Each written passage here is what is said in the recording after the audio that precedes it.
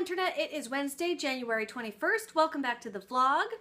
Yesterday, while I was editing the State of the Union video, my friend Ben sent me a tweet with a link to the Matthew Inman Kickstarter and said, hey, maybe for tomorrow's video. So yeah, let's talk about that. First, some backstory. The Matthew Inman Kickstarter is actually Matthew Inman and Team Kickstarter. Two guys whose names I can't remember right now. I am so sorry, but I will put them in an annotation right here because they deserve credit because it was their idea in the first place. Two guys came up with an idea for a card game called Bomb Squad. They showed it to Matthew Inman of oatmeal fame and he said, this is great.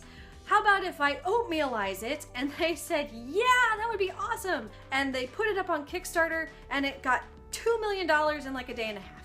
And now's when we get outraged, right, Internet? Because I remember a couple of years ago, Amanda Palmer raised $1 million on Kickstarter, and she used it to fund an album, and a tour, and a book, and some other stretch goals like house parties, etc. And people got really mad because, oh my god, how dare she use Kickstarter? And Matthew Inman and Co. raised $2 million for a card game.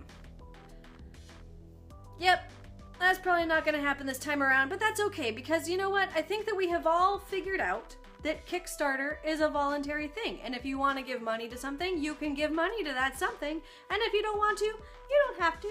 I will say that there are a couple of things, well, they're kind of related, so let's just bear with me about this project.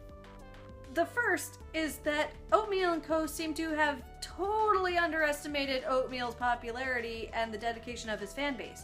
I mean, yes, okay.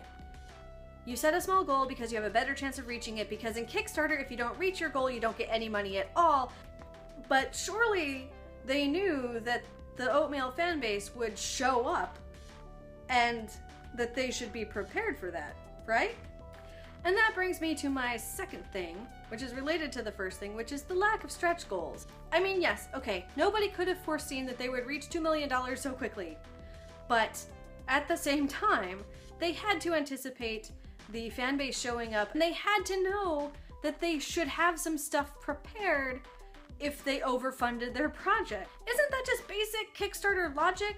To have at least a couple of things in mind if the project overfunds? I know, in the notes for the project they say that they jokingly set their first stretch goal at $2 million, and now they have to come up with some more, but surely they have to be kidding about that, because gross.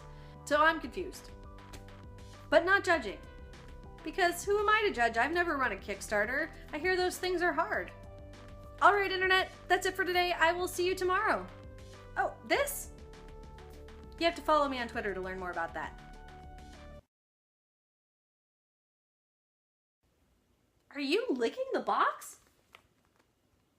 Oh god, that's just a South Park joke waiting to happen.